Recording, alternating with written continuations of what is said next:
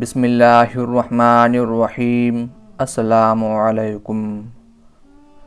قبول اسلام سے پہلے طائف کے بنو ثقیف بڑے متمرد اور بدخو لوگ تھے۔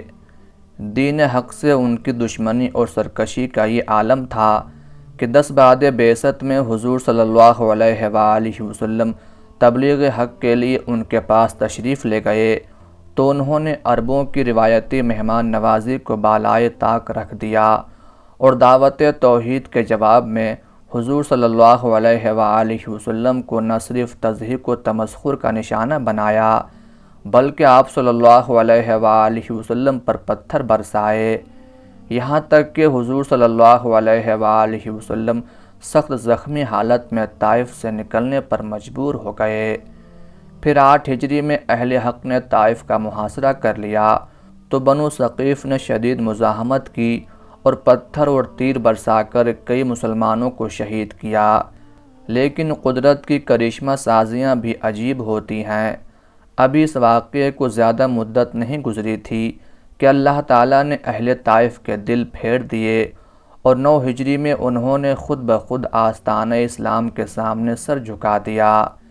اس سال بنو ثقیف کا ایک وفد عبد اللیل کی سرکردگی میں مدینہ منورہ آیا۔ حضرت مغیرہ بن شعبہ رضی اللہ تعالی عنہ ثقفی جو پہلے ہی شرف اسلام سے بہرہور ہو کر مدینہ منورہ میں مقیم تھے، انہوں نے حضور صلی اللہ علیہ وآلہ وسلم کے ایما پر اس وفد کو صحن مسجد میں خیمے لگا کر ٹھہرایا اور اہل وفد کی بہت خاطر تواضع کی۔ اس وفد نے مدینہ منورہ میں کافی عرصہ قیام کیا۔ اس دوران میں رئیس وفد عبد اللیل نے حضور صلی اللہ علیہ وآلہ وسلم کی خدمت میں حاضر ہو کر کئی رعایتوں کی درخواست کی، جن میں ترک نماز، شراب نوشی اور سودی لین دین کی اجازت کے علاوہ جہاد سے استثناء کی رعایتیں بھی شامل تھیں۔ حضور صلی اللہ علیہ وآلہ وسلم نے پہلی 3 رعایتیں دینے سے یکسر انکار فرما دیا، البتہ ان کو وقتی طور پر جہاد سے مستثنیٰ کر دیا اور صحابہ رضی اللہ عنہم سے فرمایا کہ جب اسلام ان کے دل میں راسخ ہو جائے گا تو یہ خود بخود ہی جہاد کے لیے نکلیں گے۔ اہل طائف نے ارشاد نبوی کے سامنے سر تسلیم خم کر دیا اور کلمہ توحید پڑھ کر حضور صلی اللہ علیہ وآلہ وسلم کی بیعت سے مشرف ہو گئے۔ بنو ثقیف کے وفد میں ایک صحت مند نوجوان بھی شامل تھا جو عمر میں سب سے چھوٹا تھا لیکن نہایت نیک فطرت اور دانا تھا۔ اس کی پیشانی نور سعادت سے چمک رہی تھی اور وہ سعادت اندوز اسلام ہونے کے لیے سخت بے چین تھا۔ یہ نوجوان مدینہ منورہ میں وارد ہوتے ہی اہل وفد سے الگ ہو گیا اور علیحدگی میں حضور صلی اللہ علیہ وآلہ وسلم کی خدمت میں حاضر ہو کر شرف اسلام سے بہرہور ہو گیا۔ وفد کے اکابر تو مختلف مسائل کے بارے میں حضور صلی اللہ علیہ وآلہ وسلم سے گفتگو میں مشغول ہو گئے اور اس نوجوان نے ان سے چھپ کر پہلے تو حضور صلی اللہ علیہ وآلہ وسلم سے قرآن حکیم کا کچھ حصہ پڑھا اور پھر بڑے ذوق و شوق سے حضرت ابی بن کعب انصاری رضی اللہ تعالی عنہ سے قرآن مجید کی تعلیم حاصل کرنے لگا۔ ایک دن حضرت ابوبکر صدیق رضی اللہ تعالی عنہ نے اس کا علمی شوق دیکھا تو فرمایا، یہ لڑکا تفقہ فی الدین اور تعلیم قرآن کا بہت مشتاق ہے۔ حضور نبی رحمت صلی اللہ علیہ وآلہ وسلم بھی اس نوجوان کے علمی شوق اور اعلیٰ صلاحیتوں سے آگاہ ہو گئے۔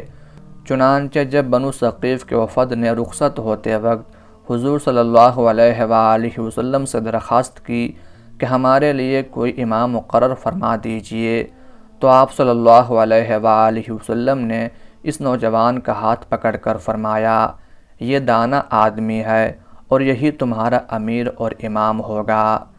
تمام اہل وفد نے حضور صلی اللہ علیہ وآلہ وسلم کے ارشاد کے سامنے سر جھکا دیا۔ پھر آپ صلی اللہ علیہ وآلہ وسلم نے اس نوجوان سے مخاطب ہو کر فرمایا، نماز پڑھاتے وقت لوگوں کی حالت کا خیال رکھنا، ان میں بوڑھے، بچے، بیمار، کمزور اور کاروباری ہر قسم کے لوگ ہوتے ہیں۔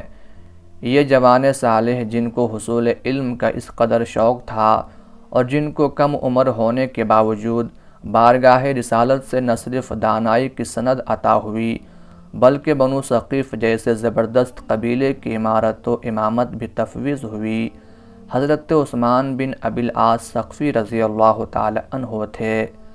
حضرت ابو عبداللہ عثمان بن ابی العاص رضی اللہ تعالی عنہ کا شمار حضور صلی اللہ علیہ وآلہ وسلم کے ان صحابہ رضی اللہ عنہم میں ہوتا ہے جو آسمان علم و فضل کے آفتاب و ماہتاب بھی تھے اور شوق جہاد، شجاعت اور جوان مردی کے لحاظ سے بھی اپنی نظیر آپ تھے۔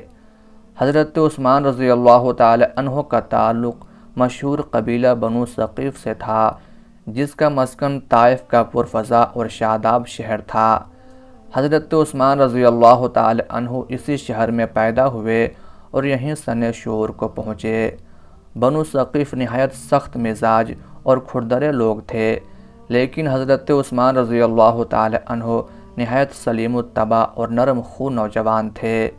سن شعور کو پہنچ کر انہوں نے دعوت توحید کا چرچا سنا تو نیکی کی طرف اپنے فطری رجحان کے باعث وہ اس سے بہت متاثر ہوئے اور حق کے داعی اعظم صلی اللہ علیہ وآلہ وسلم کی زیارت اور اسلام کی تعلیمات سے پوری طرح آگاہ ہونے کے لیے بے چین رہنے لگے۔ چنانچہ غزوہ طائف کے بعد جب بنو ثقیف کے وفد نے بارگاہ نبوت میں حاضری کے لیے مدینہ کا رخ کیا تو وہ بھی اس وفد میں شامل ہو گئے اور مدینہ منورہ پہنچ کر سب سے پہلے شرف ایمان سے بہرور ہوئے۔ حضور صلی اللہ علیہ وآلہ وسلم نے ان کو تبرکاً تھوڑا سا قرآن پڑھایا اور پھر وہ بڑے ذوق و شوق سے قیام مدینہ کے دوران میں حضرت ابی بن کعب رضی اللہ تعالی عنہ سے قرآن کریم اور دینی مسائل کی تعلیم حاصل کرتے رہے۔ اپنے علمی شوق اور اخلاص فی الدین کی بدولت وہ بہت جلد حضور صلی اللہ علیہ وآلہ وسلم کے مورد الطاف بن گئے اور بالآخر بارگاہ رسالت سے بنو ثقیف کی عمارت اور امامت کا اعزاز حاصل کیا۔ 11 ہجری میں حضور صلی اللہ علیہ وآلہ وسلم کے وصال کے بعد حضرت ابوبکر صدیق رضی اللہ تعالی عنہ مسند نشین خلافت ہوئے تو دفعتاً سارے عرب میں فتنہ ارتداد کے شعلے بھڑک اٹھے۔ ان شعلوں کی حرارت کا اثر طائف تک پہنچا تو حضرت عثمان بن ابی العاص رضی اللہ تعالی عنہ بے چین ہو گئے۔ انہوں نے تمام بنو ثقیف کو جمع کیا اور ان کے سامنے ایک ولولہ انگیز تقریر کی جس میں فرمایا کہ اے ثقیف کے لوگو، تم سبقت فی الاسلام سے محروم رہے اور اس وقت یہ نعمت حاصل کی جب عرب کے دوسرے سب قبائل اس سے بہرہ ہو چکے تھے۔ اس دیر کی تلافی اس نازک گھڑی میں تم دین حق پر ثابت قدم رہ کر سکتے ہو۔ تمہیں یہ زیب نہیں دیتا کہ گمراہی کے اس طوفان کا اثر قبول کرو اور شرف ایمان کو کھو بیٹھو۔ دیکھنا اس وقت تمہارے قدم ہرگز نہ ڈگمگانے پائیں۔ حضرت عثمان رضی اللہ تعالی عنہ کی پر اثر تقریر کا نتیجہ یہ ہوا کہ طائف پر ارتداد کے امڑتے ہوئے بادل آنن فانن چھٹ گئے اور بنو ثقیف نے فتنہ ارتداد کا ڈٹ کر مقابلہ کیا۔ حضرت ابوبکر صدیق رضی اللہ تعالی عنہ کے پورے عہد خلافت میں حضرت عثمان بن ابی العاص رضی اللہ تعالی عنہ طائف کے امیر رہے۔ حضرت عمر فاروق رضی اللہ تعالی عنہ کی خلافت کے ابتدائی دور میں بھی وہ اسی منصب پر قائم رہے۔ 14 ہجری میں حضرت عمر فاروق رضی اللہ تعالی عنہ نے بصرہ کا شہر آباد کرایا تو وہاں کے لوگوں کی تعلیم و تعلم کے لیے ان کی نظر حضرت عثمان رضی اللہ تعالی عنہ ثقفی پر پڑی۔ چنانچہ انہوں نے حضرت عثمان رضی اللہ تعالی عنہ کو بصرہ بھیج دیا۔ ایک ہی سال بعد حضرت عمر فاروق رضی اللہ تعالی عنہ کی نگاہ مردم شناس نے حضرت عثمان بن ابی العاص رضی اللہ تعالی عنہ کو بحرین اور عمان کی امارت یعنی گورنری کے لیے منتخب کیا۔ حضرت عثمان رضی اللہ تعالی عنہ نے عمان کو اپنا مستقر بنایا اور اپنے بھائی حکم بن ابی العاص رضی اللہ تعالی عنہ کو اپنا نائب بنا کر بحرین بھیج دیا۔ علامہ بلاذری رحمۃ اللہ علیہ نے فتوح البلدان میں لکھا ہے کہ عثمان بن ابی العاص رضی اللہ تعالی عنہ نے کچھ عرصہ بعد ایک بحری بیڑا تیار کیا اور اسے ہندوستان پر حملہ کرنے کے لیے روانہ کیا۔ یہ بحری بیڑا گجرات اور کوکن ممبئی کی سرحد پر واقع بندرگاہ تھانے تک پہنچا۔ مجاہدین اسلام نے اس شہر کو فتح کر لیا، لیکن اس پر اپنا قبضہ دیر تک نہ رکھا، کیونکہ ان کا مقصد بحری ڈاکوؤں کا انسداد اور ہندوستان کے حالات معلوم کرنا تھا۔ چنانچہ وہ چند دن بعد تھانے سے بے شمار مال غنیمت لے کر واپس عمان آ گئے۔ مورخین کا بیان ہے کہ ہندوستان پر عربوں کا یہ پہلا حملہ تھا۔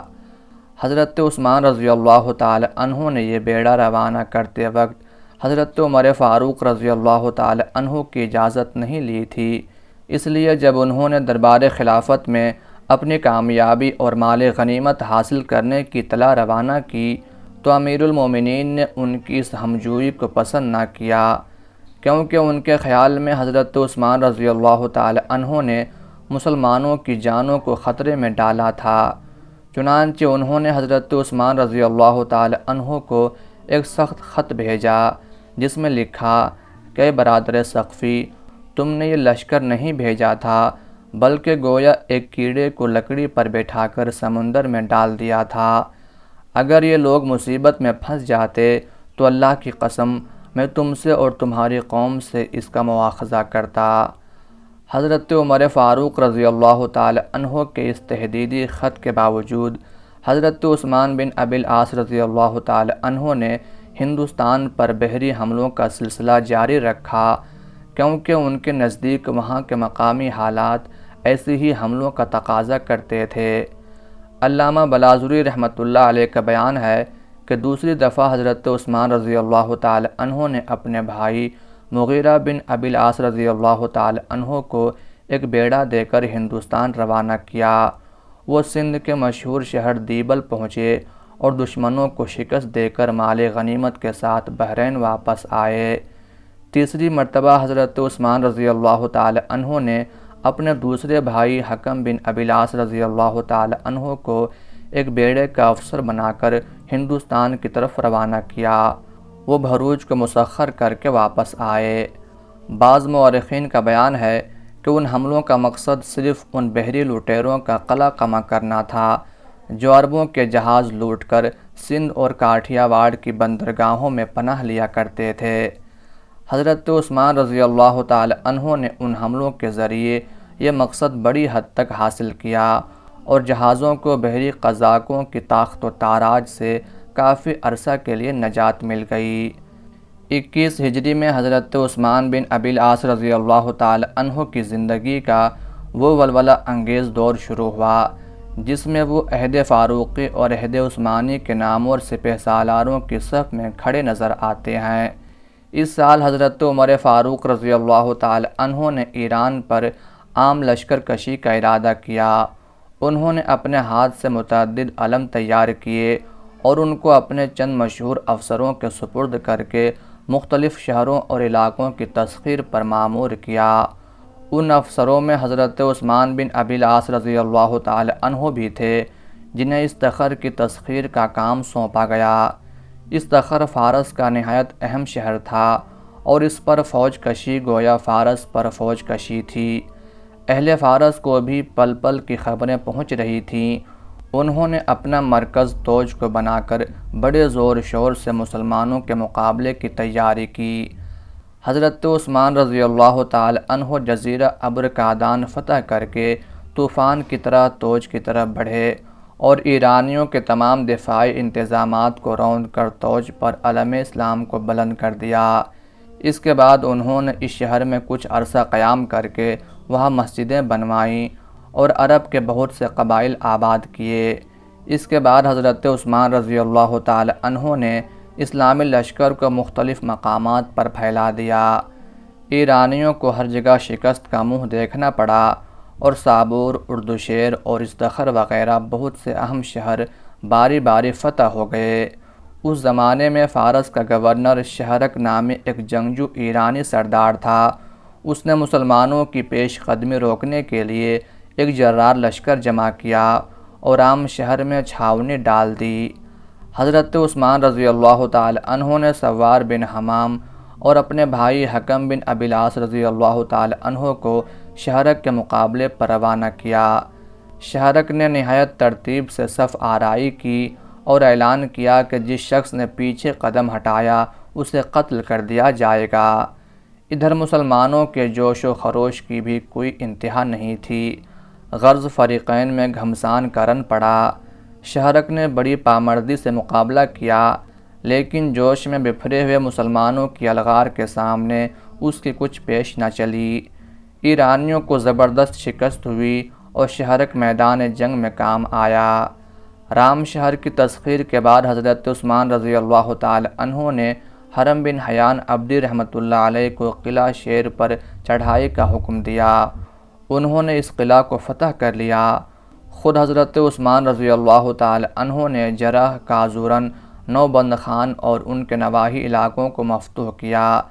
اسی دوران میں حضرت عمر فاروق رضی اللہ تعالی عنہ نے حضرت ابو موسیٰ اشعری رضی اللہ تعالی عنہ والی بصرہ کو حکم بھیجا کہ وہ فارس کی تسخیر میں حضرت عثمان رضی اللہ تعالی عنہ کا ہاتھ بٹائیں۔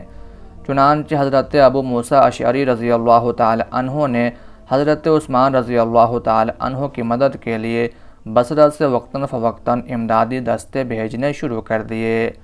کچھ عرصہ بعد وہ خود ایک فوج لے کر حضرت عثمان رضی اللہ تعالی عنہ کے پاس آ گئے اور دونوں نے مل کر شیراز، ارجان وغیرہ کو زیر نگیں کیا۔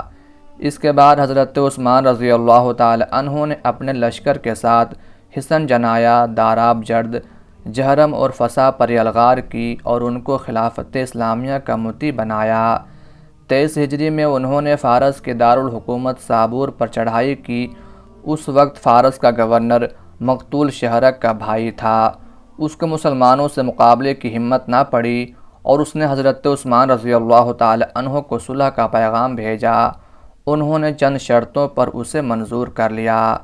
اس طرح سارا فارس کچھ بزور شمشیر اور کچھ صلح کے ذریعے حضرت عثمان رضی اللہ تعالی عنہ کے ہاتھ پر فتح ہو گیا۔ فارس کی تسخیر کے ساتھ ہی یا اس کے فوراً بعد حضرت عمر فاروق رضی اللہ تعالی عنہ نے شہادت پائی اور حضرت عثمان غنی رضی اللہ تعالی عنہ سریر آرائے خلافت ہوئے۔ حضرت عثمان بن ابی العاص رضی اللہ تعالی عنہ کی فوجی سرگرمیاں ان کے عہد میں بھی جاری رہیں۔ علامہ بلازوری رحمۃ اللہ علیہ کا بیان ہے کہ حضرت عثمان غنی رضی اللہ تعالی عنہ کی خلافت کا ابھی آغاز ہی ہوا تھا کہ اہل صابور نے اسلامی حکومت کے خلاف بغاوت کر دی اور اپنی آزادی کا اعلان کر دیا۔ 26 ہجری میں حضرت عثمان بن ابی العاص رضی اللہ تعالی عنہ اور حضرت ابو موسیٰ اشعری رضی اللہ تعالی عنہ نے صابور پر ایک پرزور حملہ کیا اور باغیوں کو قرار واقعی سزا دے کر صابور پر پھر پرچم اسلام لہرا دیا۔ ابن جریر طبری رحمۃ اللہ علیہ کے بیان کے مطابق اہل استخر بھی اسی زمانے میں باغی ہو گئے تھے۔ 27 ہجری میں حضرت عثمان بن ابی العاص رضی اللہ تعالی عنہ نے دوبارہ یلغار کر کے ان کو مطیع و منقاد بنایا۔ امیر المومنین حضرت عثمان غنی رضی اللہ تعالی عنہ کو استخر کی تسخیر کی خبر ملی تو بہت خوش ہوئے اور حافظ ابن عبد البر رحمۃ اللہ علیہ کی روایت کے مطابق انہوں نے حضرت عثمان بن ابی العاص رضی اللہ تعالی عنہ کو 12,000 جریب زمین بطور انعام مرحمت فرمائی۔ فتح استخر کے بعد حضرت عثمان بن ابی العاص رضی اللہ تعالی عنہ کی سرگرمیوں کے بارے میں کتب سیر خاموش ہیں۔ حافظ ابن حجر عسقلانی رحمۃ اللہ علیہ نے تہذیب و تہذیب میں لکھا ہے کہ اپنے وقت کے اس رجل عظیم نے 55 ہجری کے لگ بھگ سفر آخرت اختیار کیا۔ ازدواج و اولاد کے بارے میں بھی ارباب سیر خاموش ہیں۔ فی الحقیقت حضرت عثمان بن ابی العاص رضی اللہ تعالی عنہ کی ذات علم و عمل کی جامع تھی۔ انہوں نے اخلاص فی الدین اور راہ حق میں سرفروشی کے جو نقوش صفحہ تاریخ پر ثبت کیے وہ تا ابد فروزہ رہیں گے۔ اللہ تعالیٰ کی ان پر بے شمار رحمتیں نازل ہوں، آمین یا رب العالمین۔